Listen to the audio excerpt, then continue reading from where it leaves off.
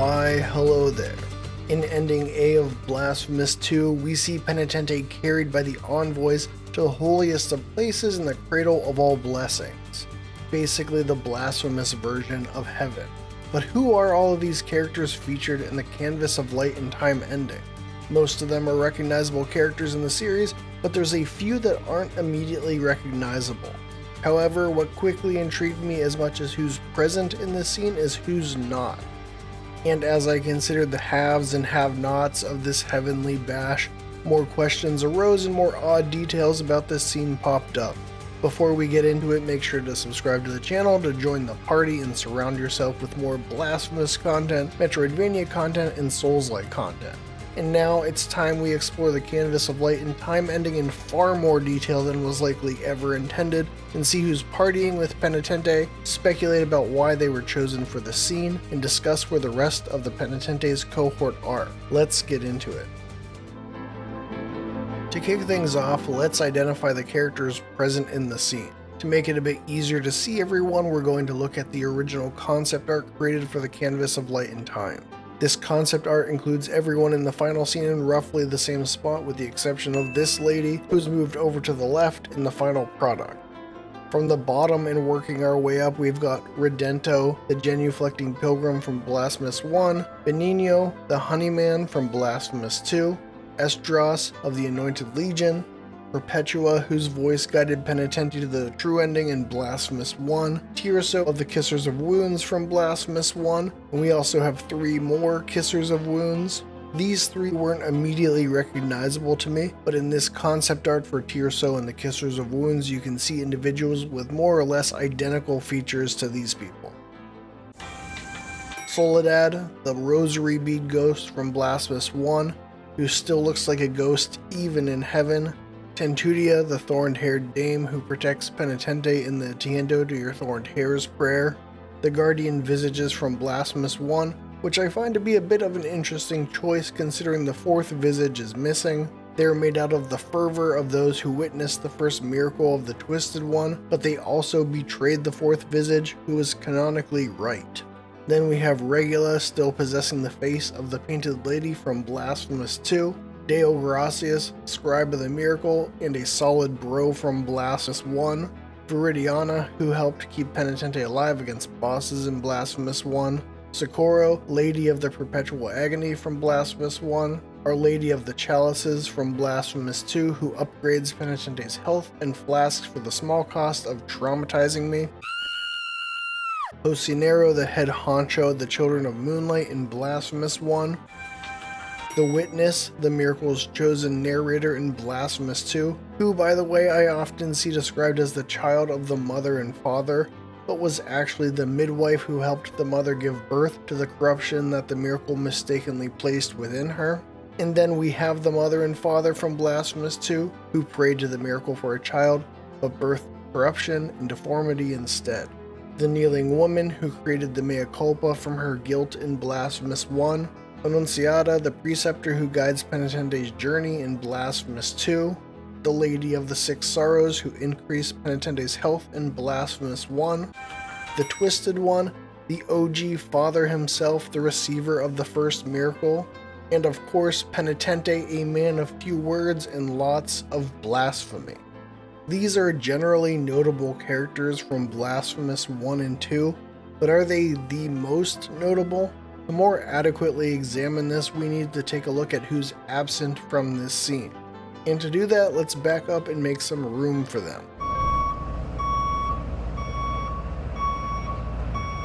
First, I want to look at the characters that were missing from Blasphemous 1. And to do that, I'm going to sort them by whether they're likely dead by placing them in the heavens, or placing them in the City of the Blessed Name if they may still be alive.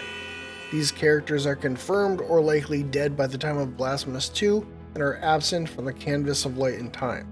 Hibrael, who we see disappear after defeating Laudes, presumably taken to the ancient processions to be with her. Gemino, who died at the end of his quest. Ingracia, who is dead even before Blasphemous 1.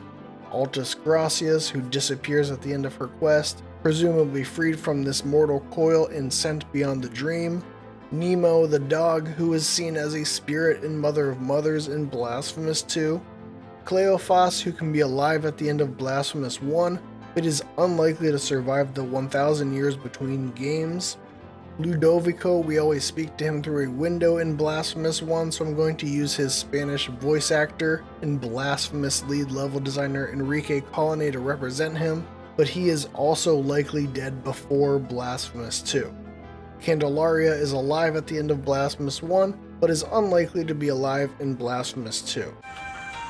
Now we have the characters that might be alive and as a result wouldn't be found in the Canvas of Light and Time anyways. We have Nacimiento, whose curse is the immortality of rebirth through Benjamin Buttonification. Desamparadas also may still be alive because her painting makes her immortal. Diosdado watched over the Library of Negated Words, a place where people remain trapped within its walls even beyond death as ghosts, so he might still be in there somewhere. The fourth Guardian, the Traitor Visage, was cast out of the dream by the Guardian Visages, who did get an invite.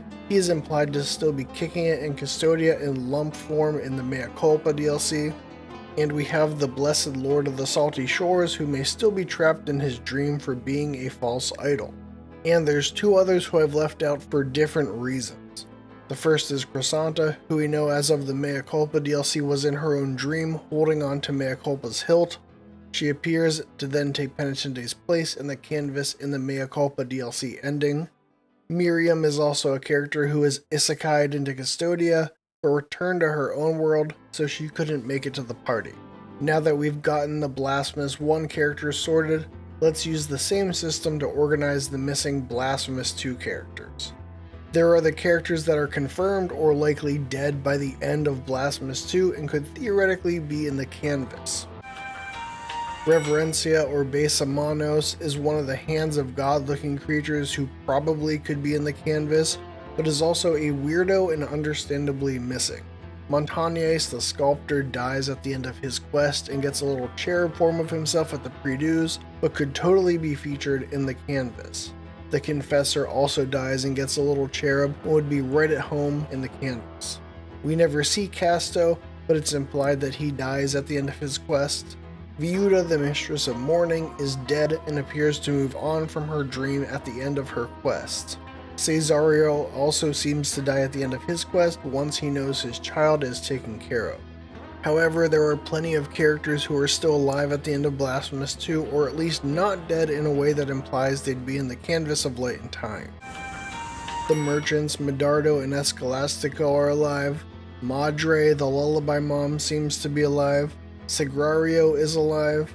Castilla and Tryphon are both dead and alive, but hanging out in the Palace of Embroideries regardless. Big Chungus Proximo is alive. Regina disappears after we buy everything in her shop, but isn't implied to have died, so I'm going to go out on a limb and say she's alive. Yerma disappears in the good ending of her quest, so she's likely still alive. Montañez's daughter Venerata is alive, taking over his shop after he dies. The Kobihadas are also alive at the end of Blasphemous 2. And for the sake of completion, Mea Culpa DLC characters Hilaria and the Prisoner were not included because they weren't in the game when this ending was made. So now we have the characters accounted for, minus the one I inevitably forgot somehow. But besides them, we now have all of the missing characters from the series in front of us, sorted into who would theoretically be featured in the canvas scene or not. And looking at this crew, I don't think we can say that the characters featured in the scene are hands down the most notable or important characters in the series. Of course, characters like the Twisted One, Deo Gracias, and the Witness are all major characters related to the narrative of the Blasphemous games, but I wouldn't say that a character like Tirso is more notable than Cleophas, or a character like Regula is more notable than Montañez. So with this as a dead end, I then briefly entertained the idea that these are perhaps the most recognizable character designs, but that also doesn't really pan out. Characters like Gemino and Candelaria are pretty recognizable, and they weren't included. But Tirso managed to sneak in 3 Kissers of Wounds, whose identity I had to confirm by looking at concept art. So if the metric for being in the Canvas of Light and Time scene is not their notability or their recognizability, why were these characters chosen as Penitente's cohort in the Canvas of Light and Time over others? The answer, I think, is that this scene is not really meant to be exhaustive of the characters in the Canvas of Light and Time, and that it's more of a symbolic composition, and that these characters were chosen because they're all characters who could theoretically show up in here in the lore and worked for the composition of the scene. The Canvas of Light and Time was inspired by Christian paintings like Titian's La Gloria and Michelangelo's The Last Judgment, which depict Jesus in all his glory, ascended to heaven and surrounded by a heavenly host of saints. While typically Blasphemous takes religious inspirations and twists them, this is presented with Penitente Ascendant in the role of Jesus, with characters from the series as his heavenly host, and there isn't a twist. This is a pure usage of religious art because this is a triumphant ending for Penitente in which he has ascended and completed his penance. And this ending was seeded in Blasphemous 1. But that's for another video in which I'll be discussing the endings of Blasphemous 2. I hope you enjoyed this video. I had a lot of fun doing a deep dive into this scene and thinking about the fates of the characters in Blasphemous, even if this scene is ultimately less about the details and more about what it represents in Penitente's story. If you enjoyed this video, please give it a like, and be sure to subscribe to the channel and turn on notifications to know when new videos drop, such as my discussion about the endings of Blasphemous 2. To be honest, I wasn't even planning on creating that video initially, but as I started to dig into the Canvas of Light and Time ending, more and more interesting ideas and details started popping up, and it got me thinking about all the endings, and it quickly became another video. And before you go, let me know in the comments what character missing from the Canvas of Light and Time you wish was included. As always, I'd like to thank you for your support, thank the Miracle for Deo Gracias' cake, and thank you for watching.